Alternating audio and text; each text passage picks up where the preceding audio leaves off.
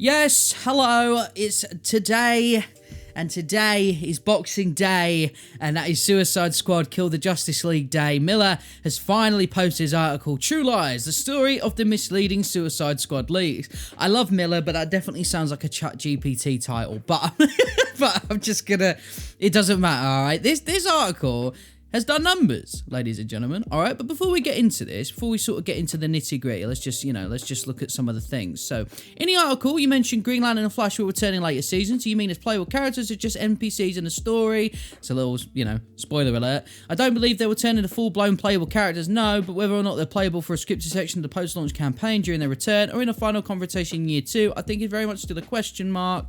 Let's put it this way, people seem very happy. So what we're going to do is we're going to very quickly go through the article, all right? Because if I read this all, we'll be here for days. So, and I also can't read, so that's a big part of it. So we're going to just scroll down.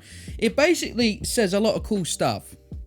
All right, but there is one sort of big part, and that's kind of one that I want to kind of talk about, really, want to get into, all right, is this, but he's not dead, all right? Data mining Unreal Engine 4 games isn't particularly difficult, some online, blah, blah, blah. Make no mistake, here we go. Make no mistake, the Justice League survives the events of Suicide Squad. From what I've been able to uncover through my own data mining and a month of research and counting, each death is presented with several hints to the audience that they're fake outs.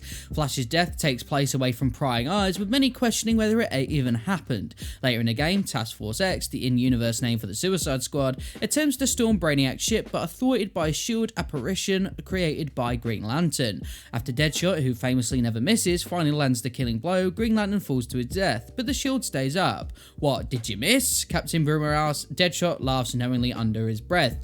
And sure enough, both heroes return in Season 2 and 3 of post-launch respectively. By the end of the Brainiac storyline set up during the base campaign, the Justice League are reunited and get their revenge against the multiversal supervillain.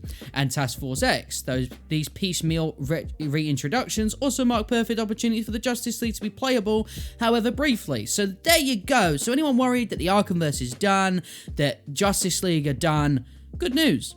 They're not. And hopefully this means that we will be seeing much more games in the Arkhamverse going forward after Suicide Squad, potentially maybe a Flash game, Green Lantern game, Superman game, so on and so forth. But then I was curious. I was like, what does the Suicide Squad Reddit think about this, right? So I decided to have a little gander. So we get to the top of this, right? Sounds like Boomerang and Deadshot might be big old softies deep down. Hope the mods don't remove this due to spoilers. I hope this video don't get taken down either, because I know WB be firing blanks recently, all right? Man, that was a good ass read. Not going to read it because it's too long. I get that. Miller single-handedly carries the hero looter genre on his shoulders. Crazy. If people don't get that, if you're not familiar, he was a big Marvel's Avengers leaker, and he pretty much got everything right, so much that the devs genuinely changed their own plans to make him wrong. that's how brutal it got. The scumbag Arkham soy tubers are going to be real quiet. True, yeah. I wonder what WB would do with this. It just seems really positive, man. It just seems like cool. Really want to see League get another chance to take on Brainiac. Is this real? If so, it makes it much easier to get the game and have hope for the Arkhamverse future.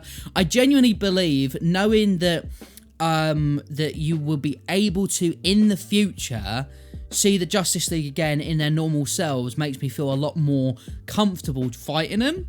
You know what I mean? I really do feel like, despite the name of the game, I do think that people are going to be all right. But how to combat fake leaks? Leak out actual details from the story. Great read. I just found this very funny. A really great read, right? So now I was like, okay, what about the general gaming landscape? Because the Suicide Squad Reddit is going to be a little bit biased, no? So I thought, let's have a look. So if we scroll down, we'll say, kind of expecting to pull the evil JL are clones and the real ones are templates in the mothership plot twist. I mean, maybe. I mean, Miller said himself, he doesn't have every single detail, right? It'd have to, it'd take ages. So I like this theory, though. I'm thinking they are the JL, but Batman was working on some sort of way to break the other members free before he got taken over. Then Hack finishes it. She, along with the squad, lied to Waller that they killed the League. I like that. That's a good little story. The live service element means that they need to continuously supply.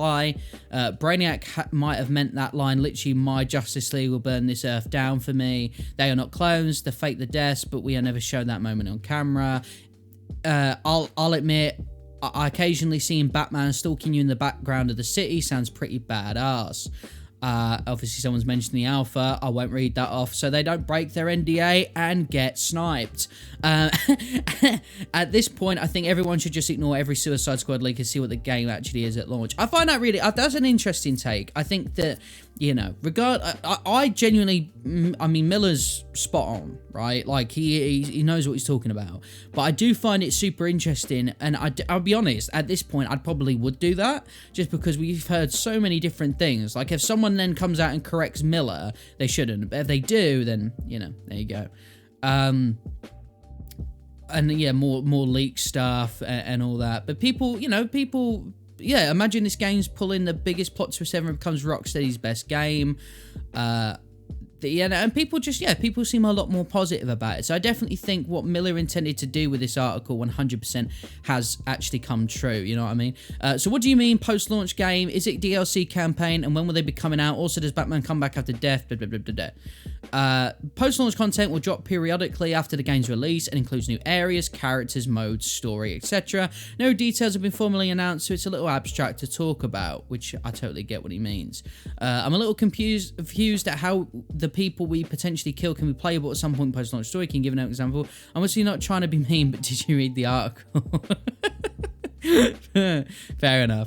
But yeah, so if you want to read the full shebang yourself, you can do. I know that there's some people coping a little bit, but it seems that the thing that everyone is really hyped about is that the Justice League carry on after the fact. Thank you all for watching this video today. If you enjoyed it, be sure to subscribe. Check out the other stuff that I've done. I think that might be it with covering this game, because I'm terrified of the responses and people, and WB, to be fair, beating me down in the street.